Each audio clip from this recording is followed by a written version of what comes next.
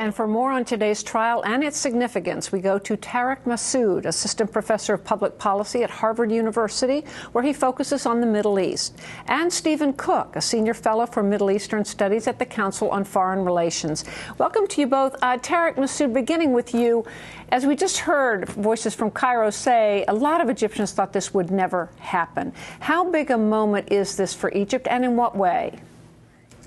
Oh, this is a really huge moment, I think, for Egypt and I think for the Arab world more broadly. I mean, if we think about it, this is the third time, only the third time that an Arab dictator has actually been called to account for crimes he's committed in office.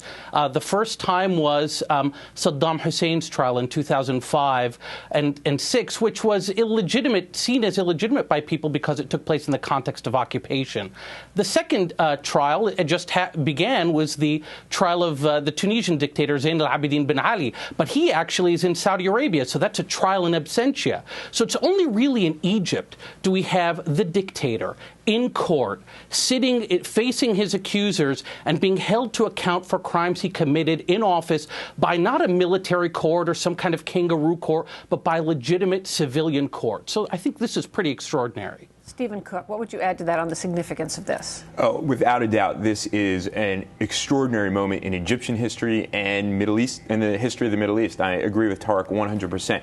I think the thing that people need to watch for is how this trial is conducted. If it's conducted in the best traditions of the Egyptian judiciary, it does set the stage for Egyptians to build a new, better, more open, decent political system. If it turns out to be revolutionary justice and more about retribution and revenge, it will be set a precedent that I don't think many Egyptians who are hoping for a new system to realize that system. Briefly define what you mean by revolutionary justice. Well, I think that the notion that Mubarak should have due process and the rule of law should prevail, and that this process should unfold in the way that Egyptian judicial practices adhere to those standards, as low as they may be in some cases. It's important that Egyptians see that, even for someone like President Mubarak, former President Mubarak. Tarek Masoud, a lot of Egyptians used to say they didn't think there was much justice in Egypt, that the courts were rigged. You know, Margaret, that's actually very interesting. The Egyptian judiciary actually has had a fair measure of legitimacy in Egypt over the past 50 years.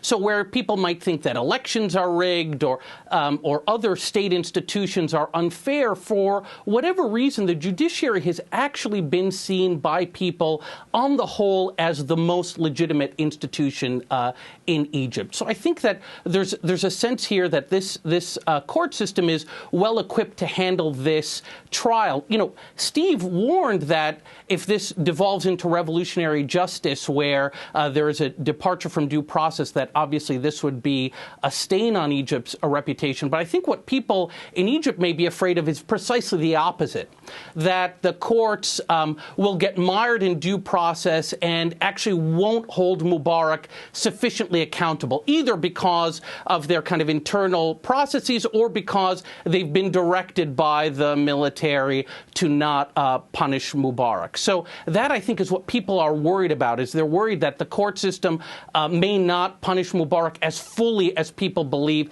he needs to be punished. So there's this very delicate balancing act that has to happen here. Precisely what I mean by revolutionary justice and a desire for revenge, which you can understand. And this is why perhaps this trial in this way is not the best way of going about it. Perhaps a Truth and Reconciliation Commission along the lines of what happened in South Africa many years ago would have been a better way of go. You mean because that would really lay out all the abuses, how the secret police apparatus worked and all of that? Exactly.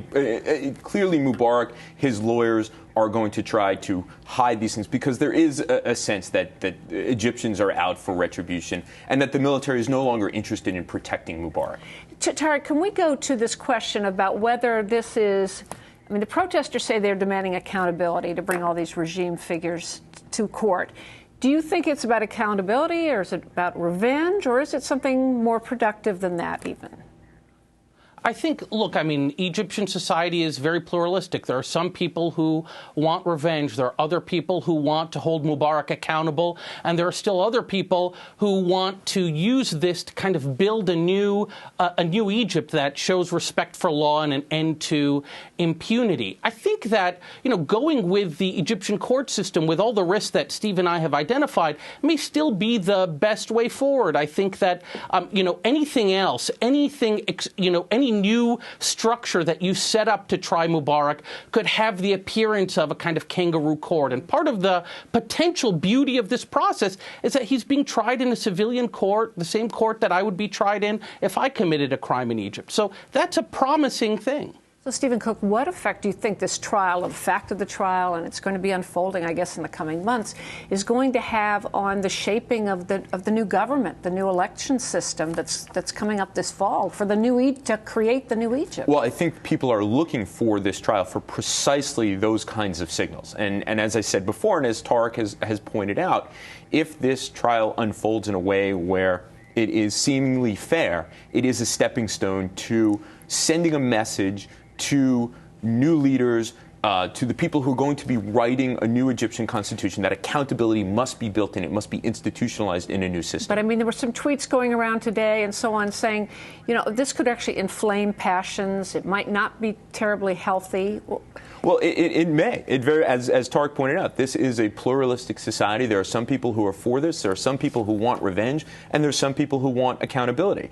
If the Egyptian judiciary lives up to its traditions, and I agree 100% with Tariq, it is a well-respected institution, it will set Egypt off in a good way rather than something pretty bad. And Tariq Masoud, do you think this will have an effect in any way in shaping the parliamentary elections that are coming up in November that everybody's supposed to be getting ready for?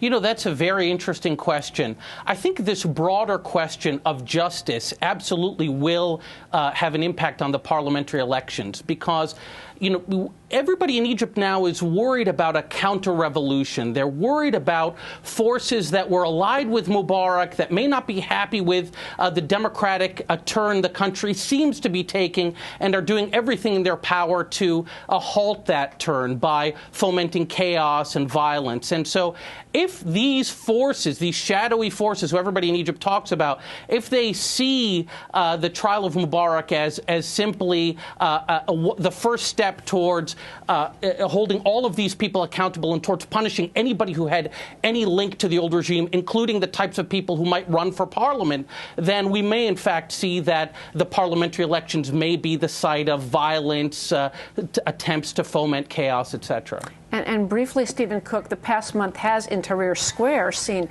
demonstrations, counter-demonstrations, the police clearing the square on Monday. Do you think the society is more divided, and will this trial affect that one way or another? Egyptian society has always been divided, and it has always been ideologically richer and more contested than we have ever given it credit for. And that's what we're seeing. Now that the authoritarian rule has been lifted, people are engaged in politics, and we're going to see this kind of contestation going forward. Stephen Cook and Tariq Masoud, thank you both. Pleasure.